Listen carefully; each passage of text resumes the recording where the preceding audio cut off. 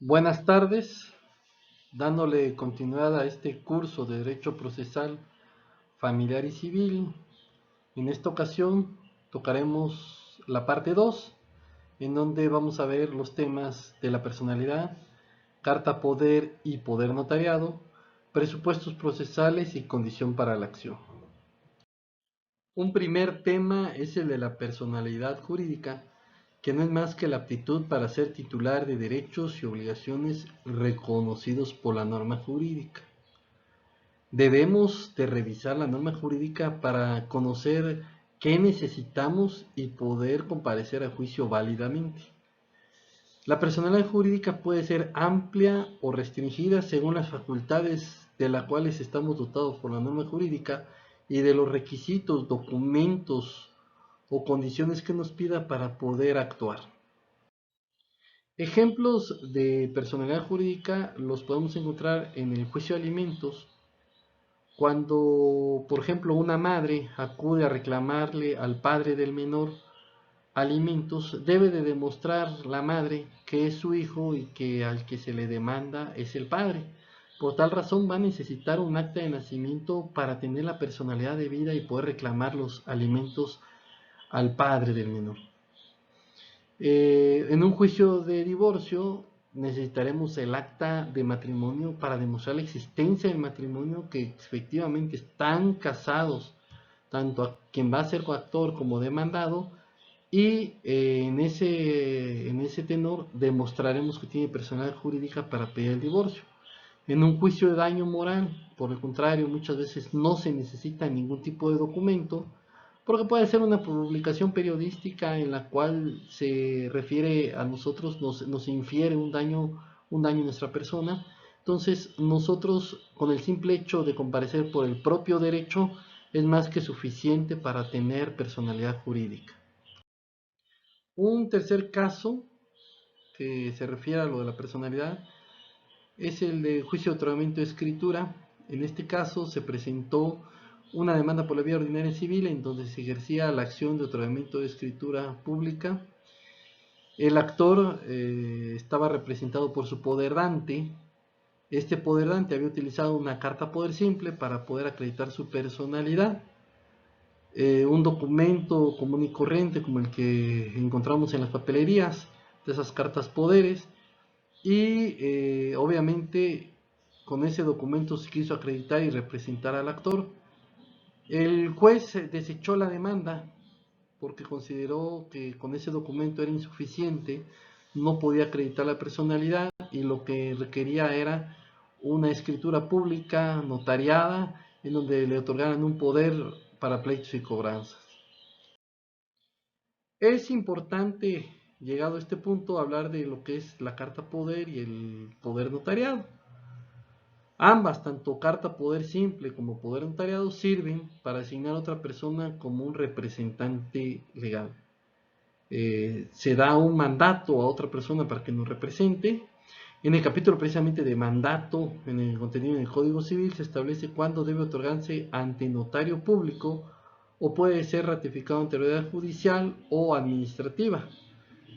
Es importante saber que por la relevancia del asunto no podremos usar una carta poder simple, y solo cuando la autoridad nos especifique que pueda utilizarse esa carta poder ratificada ante el juzgado, pueda hacerse.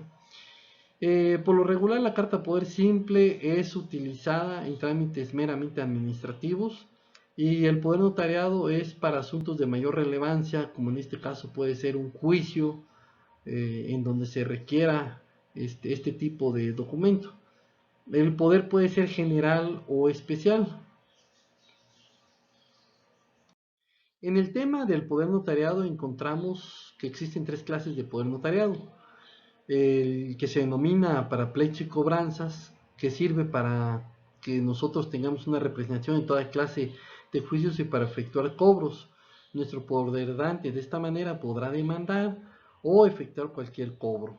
En el de administración, podrá para hacer gestiones de administración en negocios y celebrar convenios y contratos. El de dominio para efectuar todo tipo de acto de dominio como si fuera dueño. Estos poderes pueden estar limitados o pueden no estarlo, ser ilimitados. ¿Cómo digo que pueden ser limitados? Es decir, puede ser un poder para precios y cobranzas y me pueda representar solo en asuntos de carácter civil o solo para un determinado juicio en donde se especifique el número de expediente y el número de juzgado, o puede ser para toda clase de juicios. Una administración que también va a ser para celebrar determinados convenios y contratos con otra empresa, o puede ser más general, diciendo que para hacer todas las gestiones de administración, negocios y celebrar convenios, contratos y toda clase de actos jurídicos que conlleven a la administración. Y las de dominio igualmente podrá ser para efectuar todo tipo de acto de dominio respecto a un bien determinado o dos bienes determinados o de manera general. De estos tres poderes pueden estar contenidos en un solo poder, especificando cada uno de las clases, y limitando o siendo de manera ilimitativa las funciones. Por eso hay que revisar pormenorizadamente el poder que se está otorgando y hasta dónde llega esas facultades. Dos temas que se me hacen relevantes entender hasta dónde vamos, son entender qué son los presupuestos procesales y qué es la condición para la elección. Diferenciar estos dos temas son vitales para una buena formación como litigante. Los presupuestos procesales, debemos de entender que son los supuestos en los cuales no puede iniciarse ni desenvolverse válidamente un proceso. Si el juez no es competente, no puede pronunciar una sentencia, quedará limitado y tendrá que declarar su incompetencia y no podrá entrar al estudio del asunto. Si las partes carecen de capacidad procesal, es decir, no tienen la personalidad jurídica, el juez también se verá limitado a poder pronunciar y continuar o entrar al estudio de fondo. Si el juicio no se inicia por medio de demanda, sino en otra forma, pues tampoco podrá. El proceso no se constituye válidamente porque falta algún elemento para dar inicio al proceso.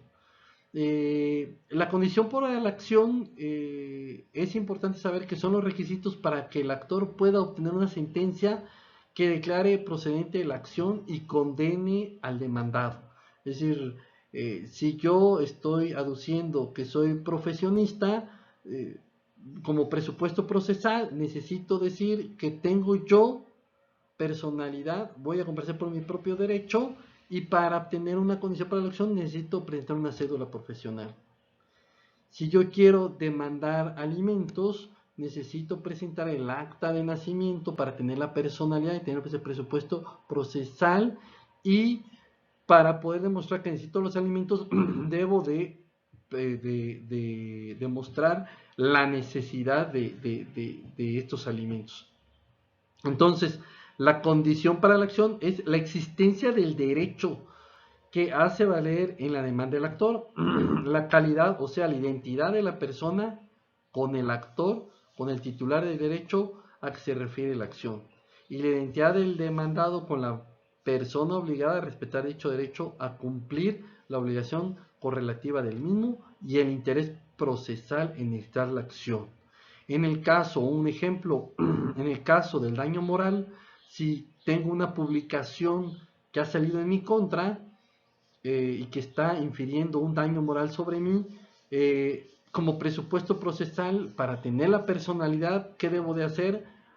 Comparecer por mi propio derecho, porque soy yo al que está afectándose por mi propio derecho, y para demostrar la condición para la elección sería la exhibición de ese periódico donde está esa noticia, que me está infiriendo el daño moral.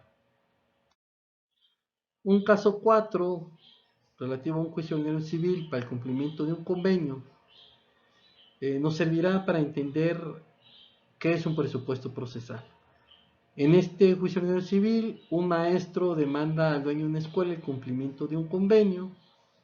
En este se había reconocido por parte del patrón que no había pagado salarios y otras prestaciones, y se combinó una cantidad líquida para pagar esos salarios y prestaciones, por lo cual el abogado había considerado viable exponerlo por una vía ordinaria civil en el cual pues ya pudiera hacer el reclamo de esa cantidad que se adeudaba al trabajador. Se contestó entonces la demanda, oponía una excepción de incompetencia del juez porque al considerar que era un convenio de naturaleza laboral, lo más viable era que conociera una autoridad, un juzgador en materia laboral. Después, en este juicio, desde su inicio se abrió cada una de las etapas, se desahogaron pruebas, hasta la etapa de alegatos, fue que el juez de primera instancia lo manda a una sala de apelación, una sala de segunda instancia, para que ésta conozca y declare si es competente o no el juez. Siendo que sale la sentencia que conoció la sala y declara la incompetencia del juez, reconociendo efectivamente por tratarse de un convenio de naturaleza laboral, debería de conocer una autoridad laboral. Es así como se configura un presupuesto procesal y el juez de primera instancia en materia civil se ve impedido para pronunciar una sentencia en este caso y entrar al fondo del asunto. Un caso 5 relativo a un juicio ordinario civil de pago de honorarios nos ayudará a comprender qué es una condición para la acción. En este juicio ordinario civil, un arquitecto demanda el pago de honorarios no cubiertos por la edificación de una casa habitación y se le quedan adeudando determinados honorarios. Dentro de la demanda, al abogado se le olvida exhibir la cédula profesional y acreditar la calidad de arquitecto, con lo cual no es un presupuesto procesal porque lo hizo por su propio derecho, pero si eso para la procedencia del pago se necesitaba acreditar ser profesionista. Esto se hizo ver en la etapa de alegatos antes de emitir la sentencia definitiva, y la sentencia de primera instancia favorece al demandado al acreditar la excepción y favorece también al actor porque me imagino que el abogado fue a hablar con el juez al advertir ese olvido y el juez pone una frase dentro de la sentencia donde dice que quedan a salvo los derechos de la parte actora para que los haga valer por la vía que corresponda. Con lo cual podemos decir que ganó el demandado, pero quedó abierta la puerta para que el actor pudiera volver a demandar la misma acción por la misma vía.